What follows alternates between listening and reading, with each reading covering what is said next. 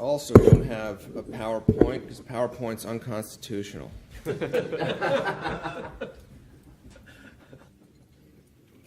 Thanks for having me.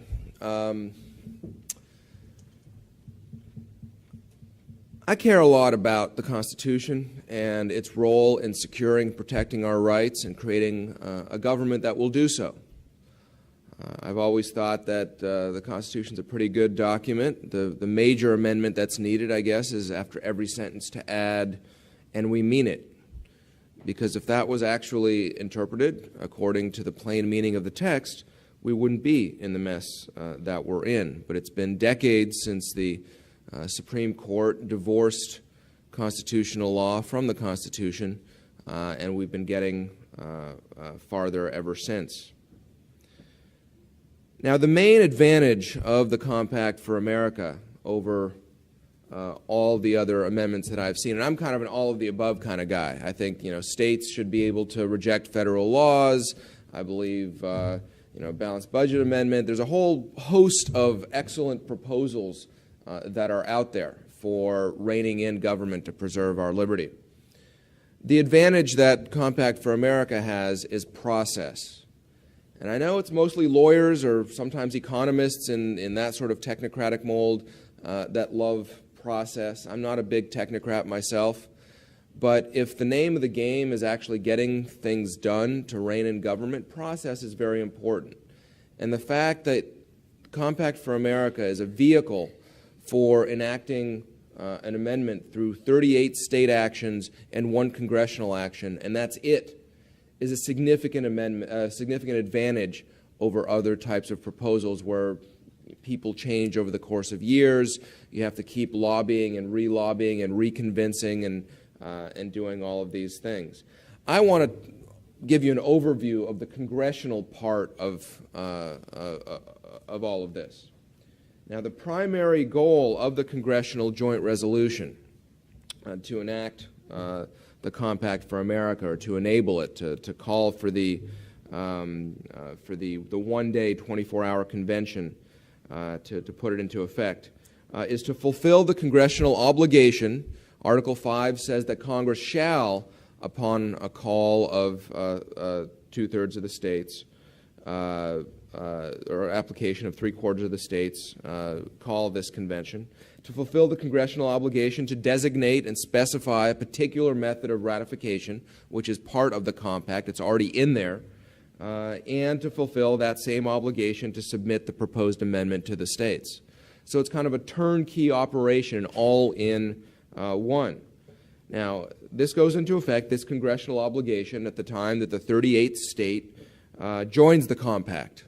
Compact is not a radical sort of innovation. We have a lot of them out there dealing with port authorities, dealing with water sharing and distribution, dealing with criminal justice reciprocation and things like this. We've used compacts since time immemorial. The whole idea of a compact is not something new. It is new for passing a balanced budget amendment or any constitutional amendment, but that's the elegance of this solution that Nick happened upon, that you can use this very old, tried and true method of a compact to pass an amendment that's been very hard to do historically. And the resolution is already specified in the call that the states would make. Be it resolved as provided in Article 5, the legislature of each member state applies to Congress for the calling of a convention for proposing amendments limited to the subject matter of proposing for ratification the balanced budget amendment as specified in the compact vehicle already. Congress doesn't get wiggle room to change the terms, to change what's being called for. And again, it's Congress's obligation to call for that ratifying convention, to call for that amendment convention that then would, once it goes into effect, the states will have, in effect, pre-ratified what comes out of it. Now, the obligation to designate a method of ratification, what this method is that ratification has to be received from at least 38 states. and Congress chooses the method either by a vote of state legislatures or individual state conventions. Compact members have already agreed not to participate in the convention once they join the compact, unless Congress first calls the convention in accordance with the terms and provisions of the compact. I mean, this has been lawyered up. I tell you what, it's been all contingencies have been planned for, litigation risk has been planned for. There are all these safeguards in place to make sure that what the convention call that Congress makes is exactly what the states have called for and is limited to not just the idea of a balanced budget, but specifically the one that's been called for by the states via the compact. And the congressional resolution approval process only requires simple majority votes in each house.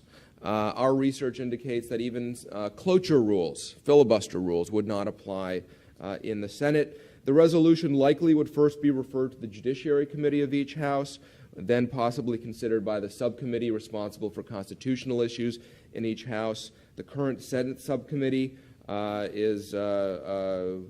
presumptively will be chaired by Ted Cruz. Other members are Orrin Hatch, John Cornyn, and Lindsey Graham. The current House subcommittee would presumably be headed by Jim Jordan, and House sponsorship will be headed by Paul Gosar.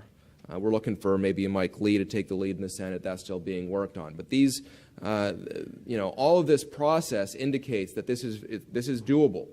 As long as Congress is receptive to the idea of fulfilling its constitutional obligation, again, that Article 5 says shall, this can happen. In fact, Congress could pass the resolution, the vote could be there in Congress before we get all the 38 states done. That's not my bailiwick. I'm just explaining to you what Congress does. And if Congress isn't receptive and doesn't want to do it, then it violates its constitutional duty.